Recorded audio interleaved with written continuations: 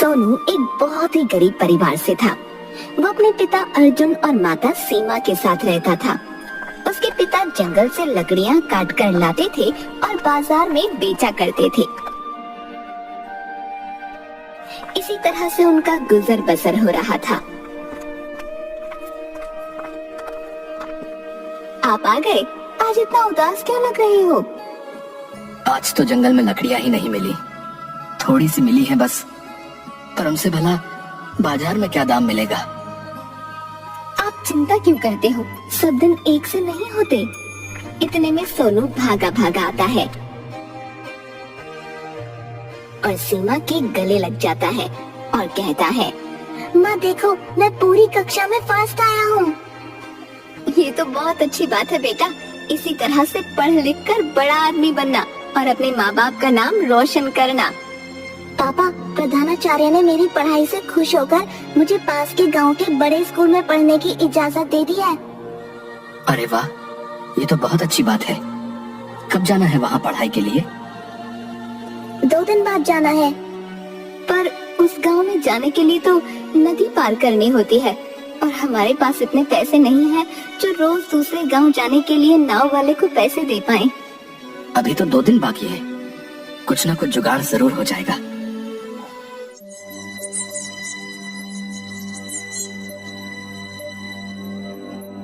फिर तीनों खाना खाकर सो जाते हैं। पर अर्जुन को नींद नहीं आती क्योंकि उसको पैसों का बंदोबस्त करना था। उसका बेटा बहुत होनहार था और उसे एक बड़े स्कूल में पढ़ने का मौका मिला था। वो नहीं चाहता था कि उसकी वजह से उसके बेटे को ये मौका गंवाना पड़े। वैसे तो मैं अपने बच्चे के लिए कुछ नहीं कर पाता, पर अब जब उसने अपनी मेहनत के बलबूते पर एक सुनहरा मौका हासिल किया है, तब भी मैं इतना लाचार हूँ कि उसको पढ़ा नहीं पा रहा। लेकिन हाथ पे हाथ रखकर बैठने से कुछ नहीं होगा। मुझे कुछ ना कुछ बंदोबस्त तो करना ही होगा।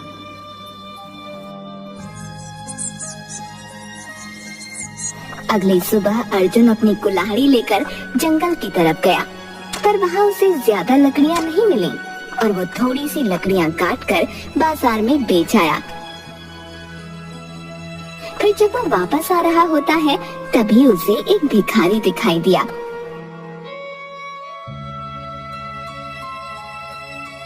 बाबा, 2 दिन से कुछ भी खाने को नहीं मिला है, ना ही जेब में पैसा है। जिससे भी भीख मांगने गया उसने लताड़ कर भगा दिया। रात भी हो गई है, कुछ पैसे हो तो दे दो, बहुत तेज भूख लगी है। अब मेरे पास तो लकड़ियां बेचकर बस ये 2 रुपए ही आए हैं, इनसे भला मेरा क्या ही होगा। पर कम से कम इस भूखे की भूख तो मिटेगी। ये 2 रुपए मैं इसी को दे देता हूँ, अपना कोई और बंदोबस्त कर लूंगा। बेटा, राम तुम्हारा भला करे। तुम्हारे हाथ में जो हुनर है वो तुम्हें एक दिन बहुत ऊंचाई तक लेकर जाएगा। अब मैं समझा नहीं, समय आने पर सब कुछ समझ जाएगा।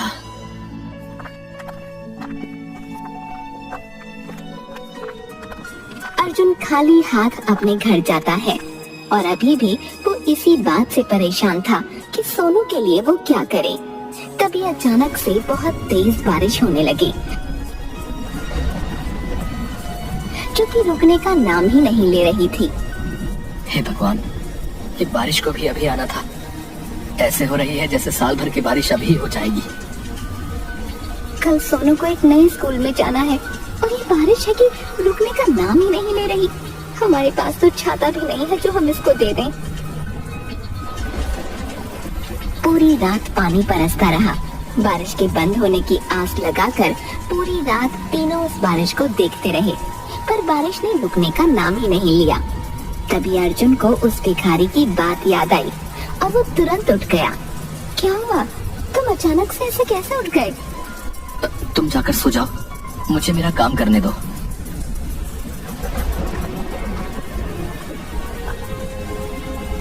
सीमा और सोनू अंदर जाकर सो गए और अर्जुन ने पूरी रात जागकर एक लकड़ी की छतरी बनाई।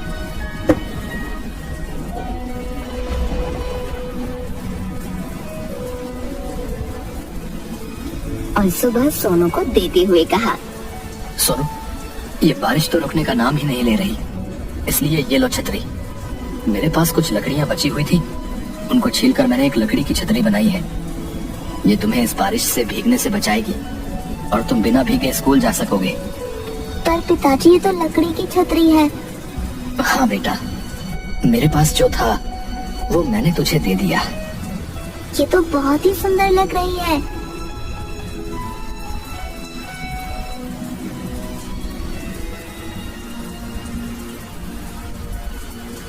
सोनू छतरी लेकर गांव से निकला तो सब उसकी छतरी को देखकर उसकी बहुत प्रशंसा करने लगे।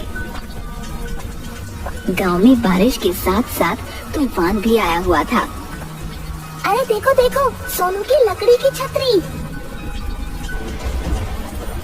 इसके पास तो छतरी है ही नहीं, इसको तो बस कैसे न कैसे अपना काम चलाना है बस। यह देखो, मेरी छतरी कितनी अच्छी है। इसके रंग देखो और इसके ऊपर बनी पेंटिंग देखो। पता है कितनी महंगी है? मेरे पापा इसे विदेश से लेकर आए थे। इसमें एक भी पानी की बूंद नहीं टपकती। हाँ, मेरे पिताजी को भी उनके दोस्त ने उनके जन्मदिन पर विदेश से भेजी थी। पापा ने यह अब मुझे दी है।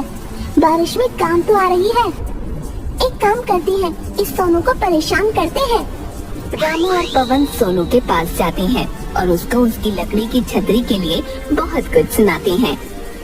अरे मैंने सुना है मास्टर जी ने तुझे नए स्कूल में जाने के लिए कहा है। हाँ, इसका दूसरे स्कूल में तबादला हो गया है। अच्छा, तो इस लकड़ी की छतरी को लेकर तू नए स्कूल जा रहा है? इसकी औकात भी है नए स्कूल में पढ़ने की। एक नया छाता तो लिया नहीं जाता। जाएंगे नए स्कूल में पढ़ने के लिए। रामू और पवन सोनू को बहुत खरी खोटी सुनाते हैं।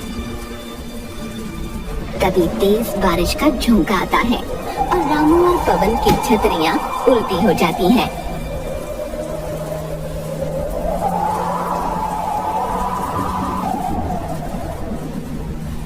अरे, तुम्हारे विदेश की छतरियां तो कौवा बन गई।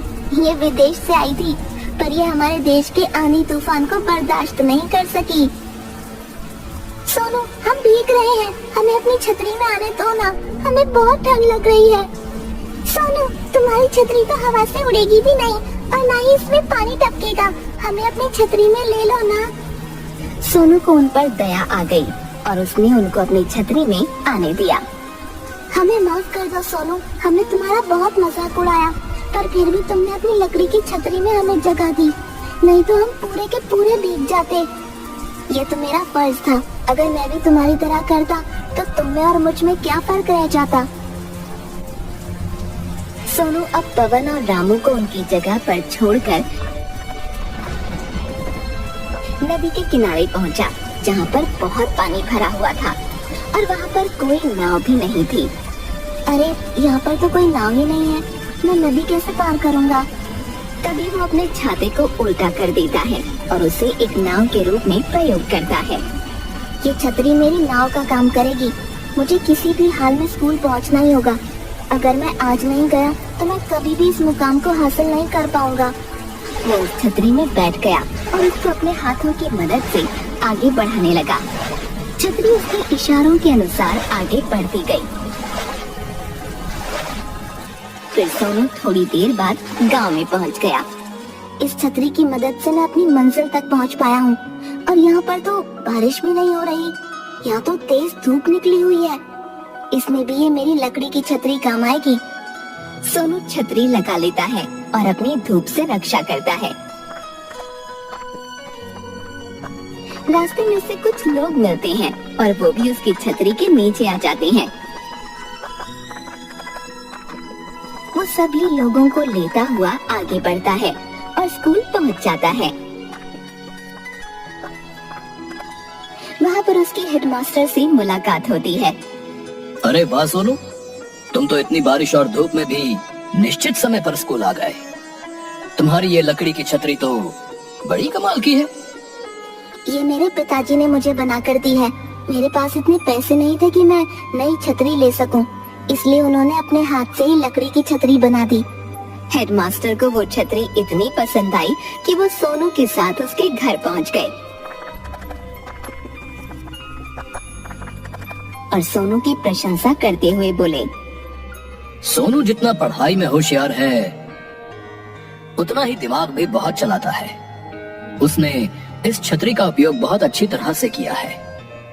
इसकी ये लकड़ी की छतरी बहुत अनोखी है। इसको इस लकड़ी की छतरी का उपयोग करना अच्छी तरह से आता है।